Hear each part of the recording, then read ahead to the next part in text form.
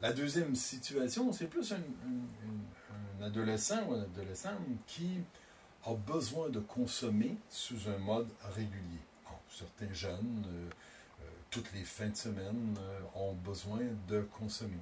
Et quand je dis ont besoin, c'est qu'ils ne peuvent plus concevoir une fin de semaine sans consommation. Ça devient inquiétant. Parce que le jeune est en train de camper qu'il est adéquat, il est à l'aise, il est OK quand il consomme. Quand il ne consomme pas, c'est poche. Donc, autrement dit, quand il est vraiment au neutre, qu'il est à jeun, ça vaut pas, c'est pas terrible comme personne.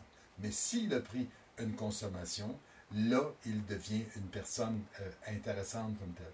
Donc, dans ce sens-là, faut les aider à regarder et surtout à faire un genre de prolongement, de dire, ben, si effectivement tu es bien le samedi, le dimanche parce que consommation, est-ce qu'on peut craindre qu'il y aura un glissement pour tantôt être capable de consommer le jeudi soir, peut-être un peu le mardi soir, puis pourquoi pas le mercredi?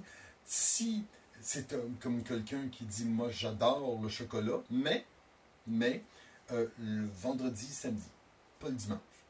Alors, dans ce sens-là, la tentation est là pour glisser, surtout pour avoir rencontré des jeunes qui m'ont dit, je fais des dessins, là.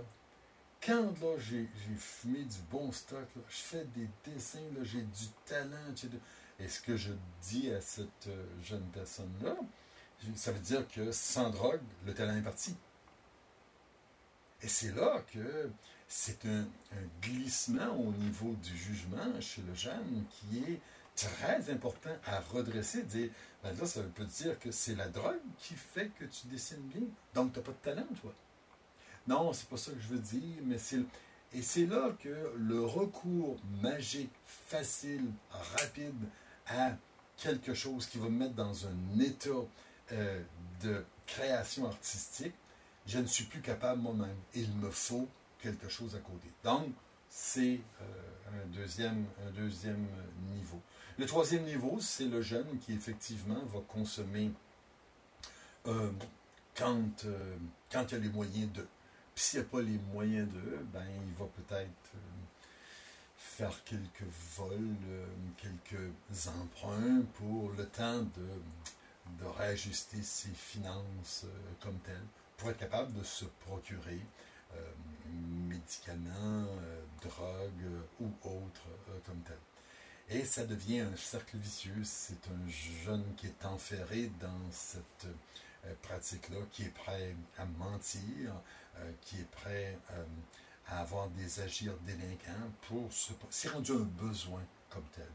Et il y a naturellement le petit groupe qui roule autour de ça. Et c'est pour ça qu'on dit souvent aux parents, soyez attentifs qui vos jeunes fréquentent. Parce qu'il y a peut-être des jeunes à l'intérieur de ça qui n'ont pas nécessairement une bonne influence chez vos gars, chez vos filles. Donc, c'est souvent remarquable comment des jeunes ont changé depuis l'apparition dans leur cercle d'amis de tel garçon, de telle fille, dans ce sens-là. Alors, quand le jeune est rendu à ce niveau-là, souvent aussi, comme c'est un grand consommateur, il se fera peut-être offrir d'être revendeur. Parce que la facture de sa consommation montant, il a moins les moyens de payer. Et dans ce sens-là, ben, on va peut-être lui proposer pour arrondir sa facture, tout en continuant à avoir du matériel, de peut-être vendre un petit peu pour se faire de l'argent. Et c'est là que les jeunes trouvent ça très lucratif de réussir à vendre une once de pot puis de se faire un 40$. Waouh, c'est génial, ça va vite. Et dans ce sens-là, l'appât de l'argent prend tout son sens. Et à partir de là, le problème est réglé. Il n'y a plus de problème. Sauf que les sauts d'humeur, l'intérêt, la motivation, la confiance en soi, l'estime de soi diminue au fur et à mesure. Et ça fait qu'en sorte que quand le jeune se retrouve à jeun, c'est l'horreur. C'est l'horreur parce que c'est comme si tout le tableau de toutes ses responsabilités euh, s'illuminait tout à coup et il voit tout ce qu'il a fait ou tout ce qu'il n'a pas fait et vivement pouvoir reprendre une autre consommation et encore plus élevée, plus grisante pour vraiment pouvoir oublier ça. Alors donc, dans notre rôle d'adulte, euh, peu importe le niveau, je pense qu'il y a un type d'intervention à chaque niveau. C'est sûr que le jeune qui expérimente, ben, faut être capable de l'accompagner là-dedans, puis de regarder c'est quoi l'expérimentation, puis pourquoi l'expérimentation, puis c'est quelle autre chose qu'il va expérimenter tantôt. Euh, donc, d'intervenir et pas, malheureusement, de pas intervenir en minimisant la situation. Bof, tous les jeunes. Parce que souvent, les jeunes, c'est ce qu'ils vont nous dire. Ben, tous les jeunes consomment. Et ça nous amène comme parents à dire ah, bon, ok. De toute façon, moi, je suis sérieux. C'est sûr, c'est toujours la même question. Le jeune ne dira pas je suis dépendant, je ne suis pas sérieux. Non, non, je suis sérieux, je sais comment m'arrêter. Je sais pas ce que tu penses, là. Je suis pas un drogué, là. Ben, ça fait une première étape. Donc, dans ce sens-là, d'être attentif à ça. Et c'est dans notre rôle de parents euh, qui avons choisi d'avoir ces enfants, c'est dans notre rôle de parents de poser les questions qu'il y a à poser, de valider, de vérifier.